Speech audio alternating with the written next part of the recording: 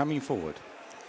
And they're off for the Grade 1 Bet 365 Celebration Chase. Editor de Gite into an early lead. Elixir de Nuts on the far side. And Jonbon going forward. Newbie Negra out wide at the first fence. Jonbon just had to put himself right there.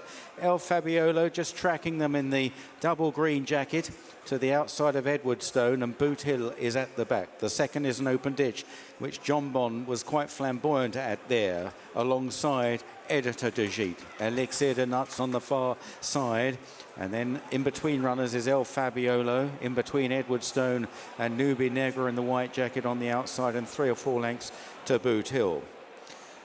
Racing towards this right-hand turn, and Editor de Gite and Niall Houlihan from Jonbon, last year's winner on the inside, unbeaten in 3 starts here, 3 visits to Sandown. El Fabiolo, his old rival, in third as they make this turn. Elixir de Nuts towards the inside, Edwardstone close up, Newbie Negra and Boot Hill. Down the side of the course and on towards the downhill fence, Jonbon and Editor de Gite almost stride for stride going into this. El Fabiolo is tracking them as they jump it, with Edwardstone on their heels, Elixir de Nuts up the inside, Newbie Negra and Boot Hill. Into the back straight, the emphasis very much on the jumping down the back here.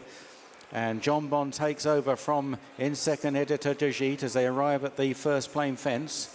Jonbon over, Editor de Gite, and El Fabiolo was a bit slow there. Slightly missed that one. On towards the next, Jonbon, Editor de Gite, Elixir de Nuts, El Fabiolo better. Then Edwardstone, Newbie Negra, Boot Hill. Jumping an open ditch, Jonbon was very good there. El Fabiolo just brushed through the top of it. As they head on halfway down the back straight, and it's Jonbon by 2 lengths. So Elixir de Nuts, Editor de Gite, El Fabiolo towards the outside. Edwardstone on the inside as they take this one. And then Newbie Negra and finally Boot Hill. On towards the 3 railway fences. And Jonbon is going to rise first at the first of them, but El Fabiolo is getting closer to him. And it's Jonbon from El Fabiolo. Elixir de Nuts, Edwardstone is close up. Then Editor de Gite over the next, seeing a good stride there on Jonbon was Nico de Boinville, and the horse came up very well indeed. The last in the back straight, Jonbon again very slick. El Fabiolo was not so good again. Elixir de Nuts round the inside of Edwardstone and El Fabiolo as they now exit the back straight. There's a gap of about 3 or 4 lengths from Jonbon to the chasing trio.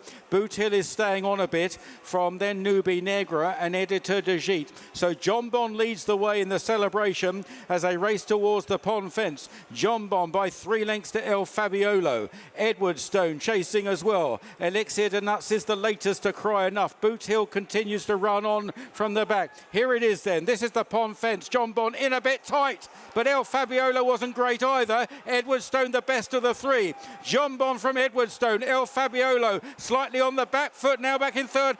Jonbon leads the way. Edwardstone chasing. El Fabiolo is beat. The final fence. Jonbon put himself right. Edwardstone chasing. Then El Fabiolo and up the hill. Well, he just keeps on finding. It's Jonbon pulling away from Edwardstone and El Fabiolo and Boot Hill. And it's time for another celebration. Jonbon maintaining his unbeaten record at Sandown and wins the Bet 365 Celebration Chase for the 2nd year running.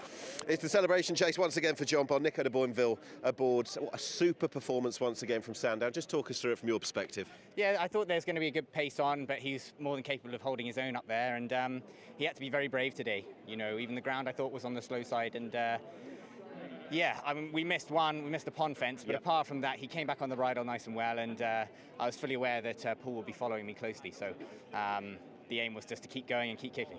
Was there at all a feeling in your mind that it was only 15 days ago since that huge run in the Melling and it might have left its mark? No, they did it last year, and he's a horse who loves his racing. He's very professional on the racecourse.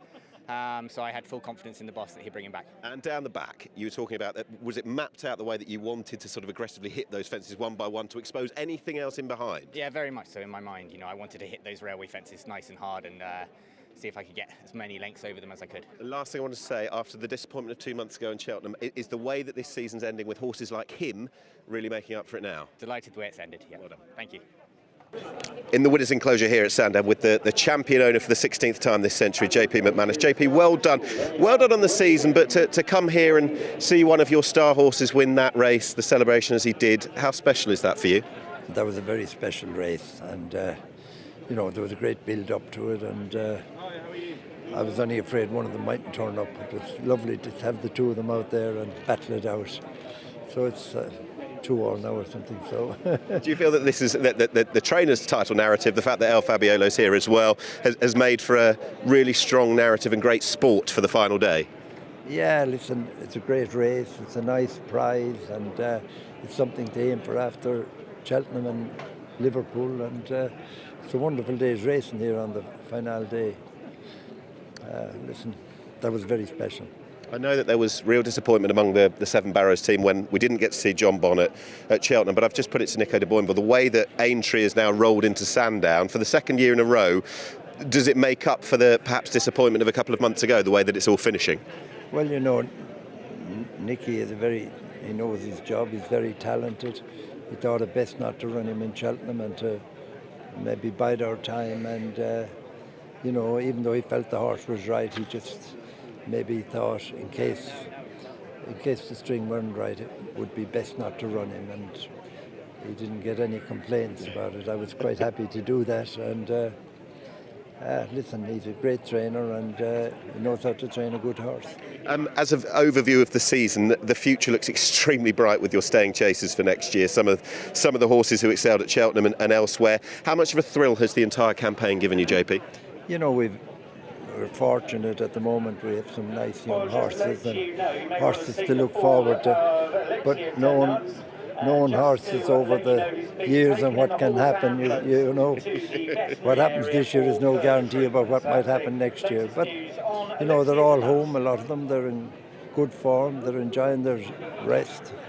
And hopefully we'll all be back in the fall. And the last thing I wanted to ask you, being that you're great friend and ally, and a man who trains a number of those good horses you've got. Willie Mullins looks like being the champion trainer in the UK. The first time in 70 years an Irish-based trainer would have won the British Championship. In your words, how big an achievement is that? Listen, you know, Willie Mullins does things nobody else does. Like I said to somebody earlier, he's green-fingered, and you know, yeah, I can only but admire him. Well done. Thanks, Nick. Watch live racing now on racingtv.com.